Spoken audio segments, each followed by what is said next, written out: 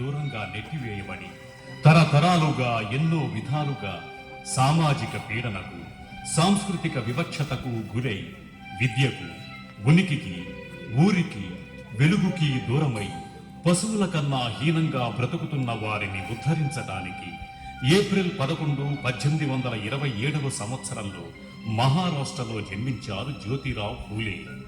ఫూలేని శూద్రుల అతిశూద్రుల ప్రవక్తగా, మహర్షిగా, మానవతావాదిగా, అనాసక్త కర్మయోగిగా, క్రాంతి దర్శకునిగా, న్యాయ సాధనలో మహాసాహసుకునిగా పేర్కొన్నారు. సామాన్యునికి సామాజిక న్యాయం కోసం నిరంతరం పోరాటం సల్పిన మహాయోధుడని డాక్టర్ బిఆర్ అంబేద్కర్ కొనియాడారు. ఫూలే జీవితం ఒక ఉత్తుంగ తరంగంగా, సంస్కరణే ధ్యేయంగా, శూద్రుల సామాజిక దుస్థితిని, వారి మానసిక దాస్యాన్ని పటాపంచలు చేసే చైతన్య ప్రేరకంగా సాగింది. అంత గొప్ప చైతన్యమూర్తి పుట్టి కళ్ళు తెరిచింది ఒక మారుమూల కుగ్రామం ఉంటే ఆశ్చర్యం వేస్తుంది. చివరి పీష్వాల కాలంలో పరిపాలన అధ్వాన్న స్థితికి చేరుకుంది. పెద్ద పెద్ద ఉద్యోగ అవకాశాలు, శిక్షల్లో మినహాయింపు, పన్నుల్లో కోత వంటి సౌకర్యాలతో పాటు పంచభక్ష పరమాన్నాలు బ్రాహ్మణులకు లభిస్తుంటే బీద, మధ్యతరగతి రైతులు, రైతు కూలీలు, ఇతర వృత్తులకు చెందిన శ్రామిక వర్గాలు తిండికి లేక అల్లాడేవారు.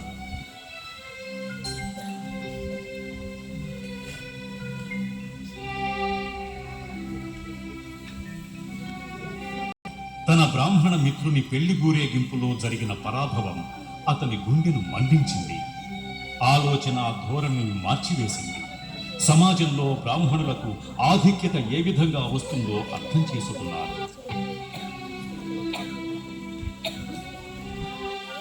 శూద్రకులంలోకి నీకు బ్రాహ్మణులతో కలిసి నడిచే అర్హత లేదని తెలియదు?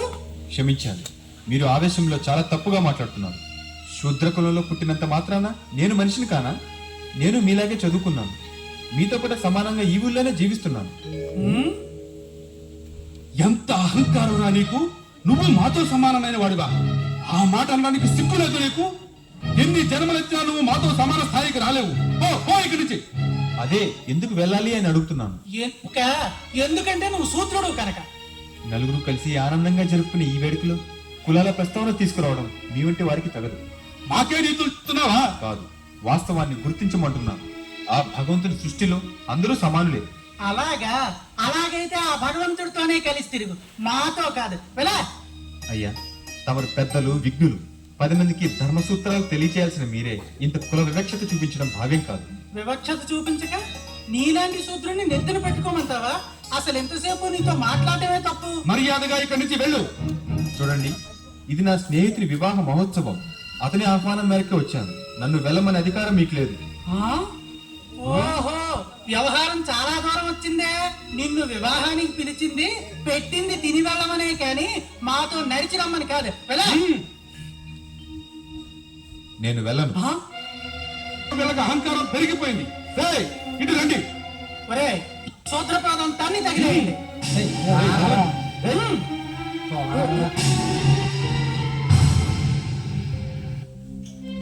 విద్య ఒక్కటే మిగతా సమాజం నుండి వారిని వేరు చేసి ఆధిపత్యపు సింహాసనం మీద కూర్చోబెట్టున్నట్టు పూలే గ్రహించారు. దానికోడు థామస్ పెయిన్ వ్రాసిన హ్యూమన్ రైట్స్, జేఎస్ మిల్ రాసిన ఆన్ లిబర్టీ అనే గ్రంథాలు పూలేను చాలా గాఢంగా ప్రభావితం చేశాయి. ఎవరో ఏదో రాస్తే అదే వేదం అని నమ్ముకోవడం మూర్ఖత్వం. నీకు పుస్తకాల్లోని అక్షరాల గురించి మాత్రమే తెలుసు, కానీ నాకు జీవితంలోని ఎన్నో అనుభవాల గురించి తెలుసు.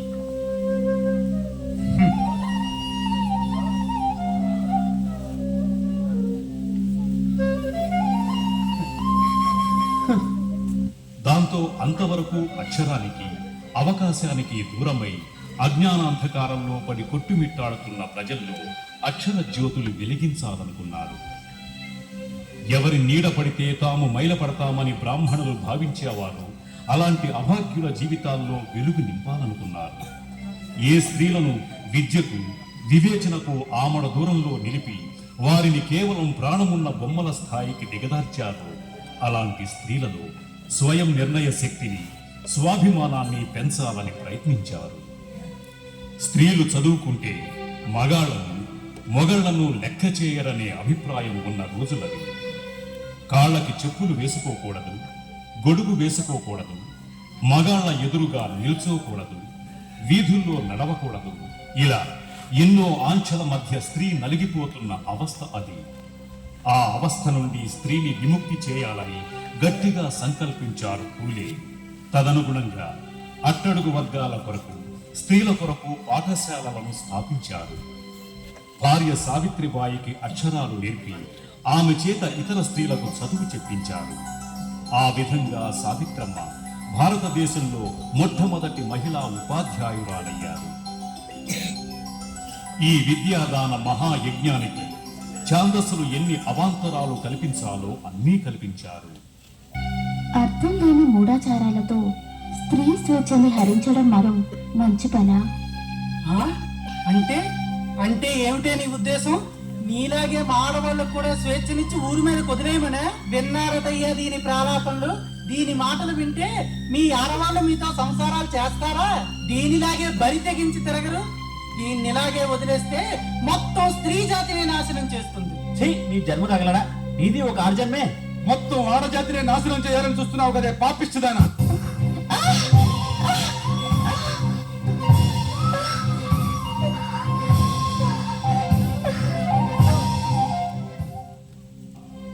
పూలే చేపట్టిన సంస్కరణోద్యమాన్ని కొందరు సరిగ్గా అర్థం చేసుకోలేక, చేసుకున్న ఇంకొందరు హర్షించలేక అతన్ని ఓ చీడపురుగుగా భావించారు. తండ్రి గోవిందరావుపై దండెత్తారు. వారి దాడికి భయపడి పూలే దంపతుల్ని ఇంట్లోంచి వెళ్ళగొట్టారాయన. నువ్వు ఇంక ఇంట్లో ఒక్క క్షణం కూడా ఉండడానికి వీల్లేదు. బయటికి పో.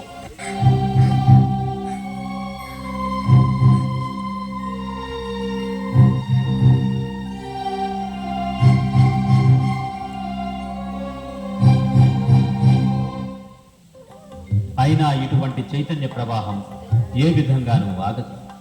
కొత్త మార్గాన్వేషణలో ముందుకు సాగుతుంది. కాలగమనంలో జీవితం నేర్పిన అనుభవాలతో పూలే రెట్టించిన అంకితత్వంతో తన విద్యా వ్యాప్తి ఉద్యమాన్ని కొనసాగించారు.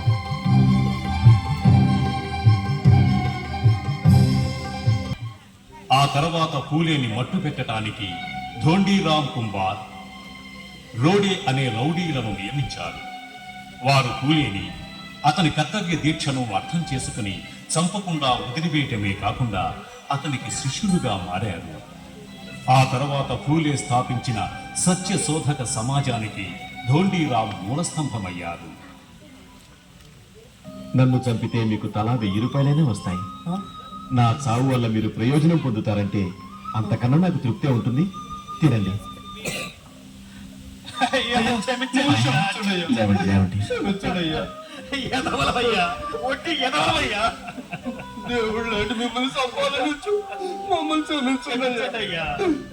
చంపటం మృగలక్షణం. ఆకలి పేదరికం మనిషిని మృగాన్ని చేస్తుంది. ఇందులో మీ తప్పేమీ లేదు. రండి, భోంచేయండి.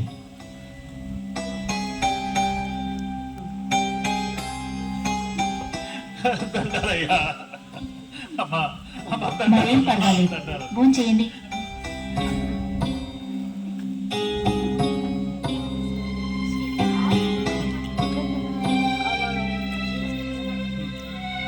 ఫూలే స్త్రీల కొరకు తన జీవితాంతం ఓ ప్రత్యేక శ్రద్ధను కనపరిచారు. విధవల కొరకు, మోసాలకు గురైన స్త్రీలకు పుట్టే బిడ్డల కొరకు ప్రత్యేక ఆశ్రమాన్ని నెలకొల్పారు. ఫూలే దంపతులకు పిల్లలు కలుగలేదు. తన సొంత మామగారే వచ్చి మళ్లీ పెళ్లి చేసుకోమంటే ఆ పని సావిత్రి చేస్తే మీరు హర్షిస్తారా? పురుషునికో న్యాయం, స్త్రీకి ఒక న్యాయమా అని ప్రశ్నించిన ధీరోదాత్తుడు. బాగున్నారా మా? మా బేసుగ్గానే ఉన్నా గాని నేను చెప్పిన దాని గురించి ఏం ఆలోచించావు? దేని గురించి? సావిత్రికి పిల్లలు పుట్టడం గురించి. మాకు పుట్టే యోగం ఉంటే పుడతారు, లేకపోతే లేదు. నువ్వు తేలిగ్గా తీసిపారేయగలవు. యువతలు మీ నాన్న మంచాన పడ్డాడు.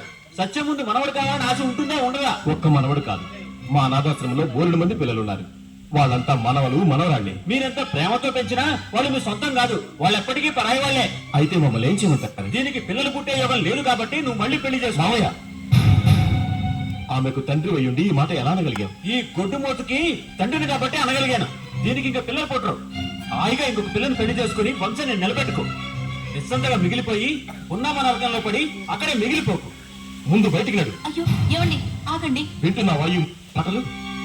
మూర్ఖుడిని నేను కాదు, నువ్వు పరమ మూర్ఖుడివి. భార్యలో లోపం ఉన్నప్పుడు మరో భార్యను చేసుకోవడం నేరమా? పోనీ చెప్పు, నేను అన్నదానిలో తప్పే ఉందా? లోపం ఆమెలోనే ఉందని ఎందుకు అనుకుంటున్నారు? నాలో కూడా ఉండొచ్చు కదా. అప్పుడు సావిత్రిని మరొకరికిచ్చి పెళ్లి చేస్తారా? అబ్బబ్బబ్బబ్బా! ఇంత ఘోరమైన మాటలు మాట్లాడడం నీ ముగుడి తప్ప మానవ మాత్రం వల్ల కాదే. ఇన్నాళ్ళు సమాజం సమస్యలు సంస్కరణలు లాంటి మాటలు చెప్పి నువ్వు తిక్క తిక్క వేషాలు వేసినా నేను పన్నెత్తి మాటలు లేదు. ఆఖరికి నీ పిచ్చి ముదిరి భర్త బతికొనగానే భార్యకి మరో పెళ్లి ప్రస్తావన తెచ్చావంటే నువ్వు బాగుపడవు. ఇక్కడ అందరినీ బుకాయం చేసి గొప్పవాడి అయిపోవచ్చు. కానీ నీకు అక్కడ తప్పదేమనుకుంటున్నావో?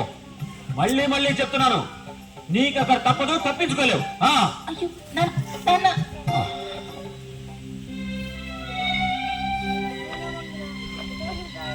కాశీ అనే బ్రాహ్మణ వితంతుకి జన్మించిన యశ్వంతిని దత్తత తీసుకుని కొడుకుగా అక్కున చేర్చుకున్న ప్రేమమూర్తి ఆయన. నిన్ను కాపాడండి అమ్మా.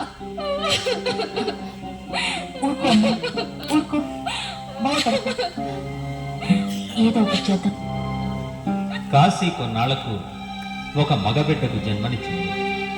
ఆ పసిబిడ్డని అనాథ శరణాలయంలోనే పూలే దంపతుల దగ్గర విడిచిపెట్టి వెళ్ళిపోయింది. పూలే దంపతులు అతనికి యశ్వంత్ అని పేరు పెట్టి తమ దత్తపుత్రునిగా చేసుకున్నారు. ఆ విధంగా వారికి పిల్లలు లేని లోటు తీరింది.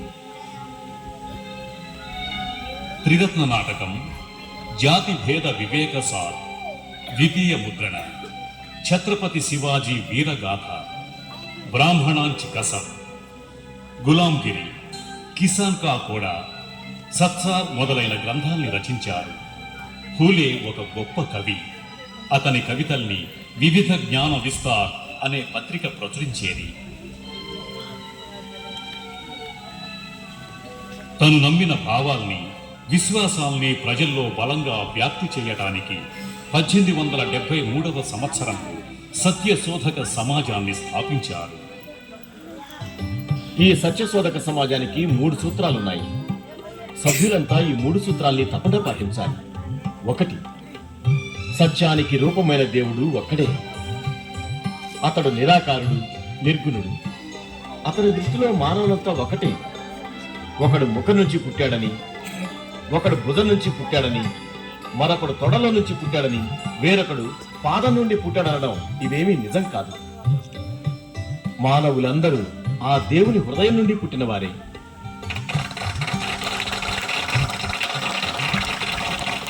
ఇక రెండో అంటే ప్రతి మనిషికి దేవుని పూజించే అధికారం, హక్కు ఉన్నాయి. ఆ దేవుని కృపకు ఎవరూ బహిష్కృతులు కాదు.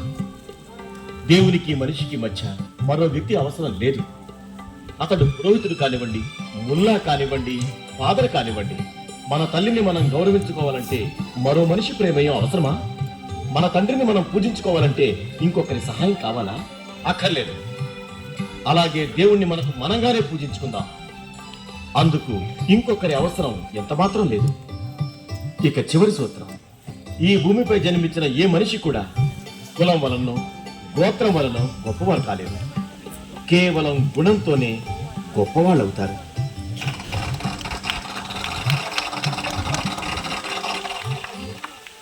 భారతదేశంలో ప్రధానమైంది కుల సమస్య. బ్రాహ్మణ చట్రానికి అవతల నిజమైన సమాజం ఉందని, అది దట్టమైన చీకటిలో మునిగి ఉందని గ్రహించారు పూలే. చీకటి నుండి ఆ శ్రమజీవుల్ని విముక్తి చేయటానికి అలుపెరుగని పోరాటం చేశారు. దేశం అనే దేహానికి శూద్రులు ప్రాణం, రక్తనాళాలు వంటి వారని నమ్మిన వ్యక్తి ఆయన. ఏమైందమ్మా?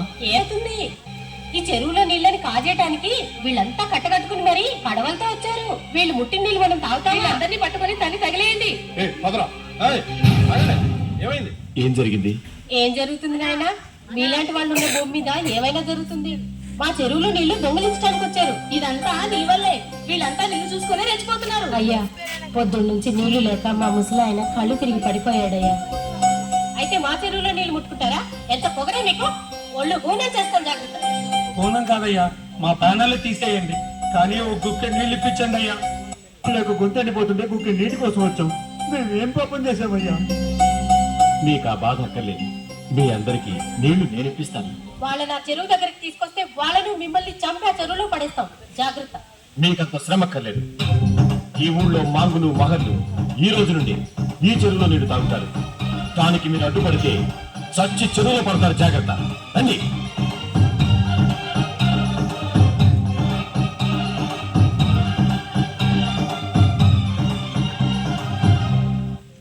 అతని సేవలకు గుర్తింపుగా 1876వ సంవత్సరంలో అతను పూనా మున్సిపల్ కార్పొరేషన్ సభ్యునిగా నియమితులయ్యారు. గవర్నర్ గారు వచ్చినప్పుడు నగర అలంకరణ కోసం ఎక్కువ డబ్బు ప్రతిపాదిస్తే దాన్ని నిర్ద్వందంగా తిరస్కరించారు పూలే. డ్యూక్ రాజకుమారుడు పూనా సందర్శించినప్పుడు మిగిలిన వక్తలంతా ముఖస్తుతి ప్రసంగాలు చేసిన పూలే మాత్రం ఇక్కడ రైతుల దీనస్థితిని చూడమని, మహర్లు, మాంగులున్న ప్రాంతాల్ని సందర్శించమని, అప్పుడే నిజమైన భారతదేశ స్వరూపం అర్థమవుతుందని చాలా నిక్కచ్చిగా, నిర్భయంగా తన వాదనని వినిపించారు. ఇప్పుడు మీరు విన్నదంతా నిజం కాదు. మీరు చూస్తున్నది నిజం కాదు. ఇక్కడున్న పెద్ద మనుషులు ధరించిన దుస్తుల్ని, ఆభరణాల్ని చూసి భారతీయులంతా ఇలాగే సంపదలతో తొలతూగుతున్నారని భ్రమించకండి. The real India is in the villages. The people are penniless, foodless and shelterless. మీరు నిజమైన భారతదేశం చూడాలంటే గ్రామాలకు వెళ్ళాలి. గ్రామీణ పేద ప్రజలను చూడాలి. అక్కడ పశువుల కన్నా హీనంగా బతుకుతున్న మాంగులు, మగళ్ళు దర్శనమిస్తారు. కడుపులోని ఆకలి మంటను ఆర్పుకోవాలనే ఆశతో ఏది దొరక్క గాలిని మింగుతున్నారు. ఆ మంటే ఆరకపోగా రెట్టింపు అవుతుంది. కనీసం గుప్పెడు మంచినీళ్లతో ఆ మంటను ఆర్పుకుందామంటే మంచినీళ్లు కూడా దొరకటం లేదు.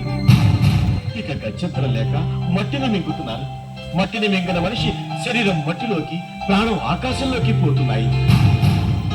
పంచభౌతికమైన మనిషి చివరకు పంచభూతాత్మకమైన ప్రకృతిలో సాధించే గొప్ప సమన్వయాన్ని మీరు ప్రతి పేదవాడి ఇంటిలోనూ ఆకలి చావుల రూపంలోనూ చూడగలరు. Your highness, this is our real India. The true representative of India is not the rich and glittering gentleman, but it is monks and mothers and the poor feeble peasant on the farm. దయచేసి ఒక్కసారి మీరు గ్రామాల్లోకి వచ్చి వారి దయనీయమైన పరిస్థితిని చూడాలని మనవి చేస్తున్నాను. Stop. I cannot even visualize the pathetic situation you are telling to me.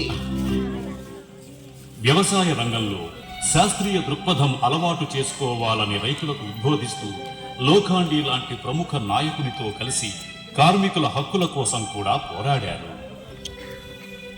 విధవలకు బోడిగుండు చేయించే విధానానికి వ్యతిరేకంగా మంగళ్ల చేత సమ్మె చేయించి బ్రాహ్మణ గుండెల్లో రైళ్లు పరిగెట్టించారు ఫూలే. ఇక మీదట అలాంటి పనులు చేయొద్దని మా సంఘం వాళ్ళు నిర్ణయించారండి. ఎలాంటి పనులు ఏమిటి? అదేనండి, వితంతువులకు శివమండనం చేయకూడదని మా వాళ్ళందరం కలిసి నిర్ణయం తీసుకున్నామండి. అలా నిర్ణయం తీసుకోవడానికి నీకేం అధికారం ఉందిరా?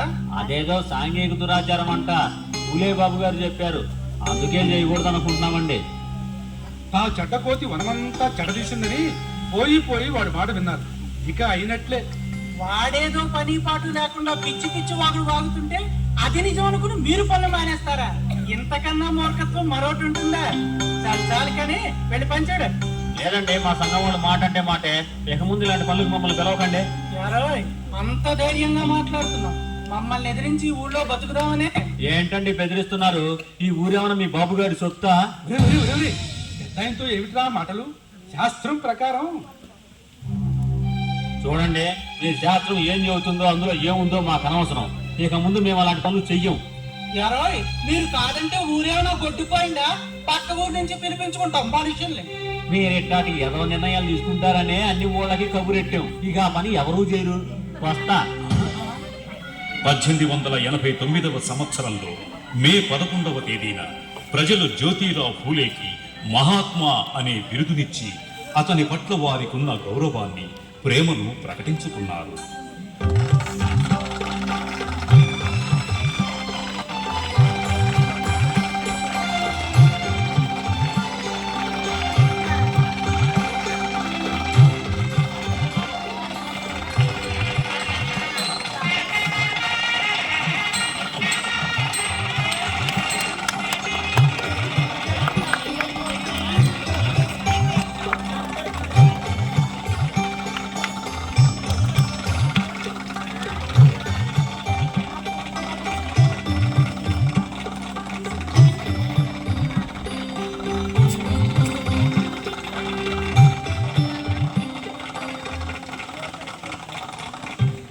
ఏ ఆలోచన సాంప్రదాయ సరిహద్దుల్ని దాటి నవీన భావాన్ని వెదజల్లుతుందో అది ఖచ్చితంగా ఇప్పుడున్న సమాజాన్ని మార్చి తీరుతుంది. ఫూలే ప్రతి ఆలోచన అగ్నిగర్భితమైంది, ప్రతి పని జ్వాలా సహితమైంది. అందుకే ఛాందస భావాలు, కరుడుగట్టిన కల్మష సాంప్రదాయాలు కూలిపోవటం ప్రారంభించాయి. మానవతావాదంతో మిళితమైన అతని పోరు ఈ దేశంలోని బడుగు వర్గాలు ఎప్పటికీ మర్చిపోరాదు. ఫూలే అంటరాని వారికి, ఆడవాళ్లకు అక్షరదానం చేసిన నిజమైన భారతీయుడు. స్త్రీవాద ఉద్యమానికి మొదటి కర్త, ప్రవక్త. శూద్రుల, అతి శూద్రుల అసలైన శ్రేయోభిలాషి, ఉద్ధారకుడు, ఒక దార్శనికుడు, ఒక సాంస్కృతిక విప్లవ యోగి, ఒక సంస్కరణల యోధుడు, ఒక మడమ తిప్పని పోరాటశీలి, ఒక అసమాన ధైర్యశాలి అయిన ఫూలే 1890 నవంబర్ 28వ తేదీన మధ్యాహ్నం 2:20 కన్ను మూశారు. సమాజం నుండి ఎంతో ఒత్తిడిని అనుభవించిన ఆ గుండె ఆగిపోయింది. కానీ అసమానతలున్నంత వరకు ఆ స్పందనలు ఇంకా వినిపిస్తూనే ఉంటాయి. హిందూ మతాన్ని ఎంతో నిశితంగా పరీక్షించిన ఆ చూపులు నిలిచిపోయాయి. కానీ ఆ దృక్కులు దశ దిశలా ప్రసరిస్తూనే ఉంటాయి. సామాన్యుని సమస్యల పరిష్కారానికి అరిగేలా తిరిగిన ఆ కాళ్లలో కదలిక స్తంభించిపోయింది. కానీ ఆ అడుగులు ఇంకా ఇంకా పడుతూనే ఉంటాయి సమాజం వచ్చే వరకు.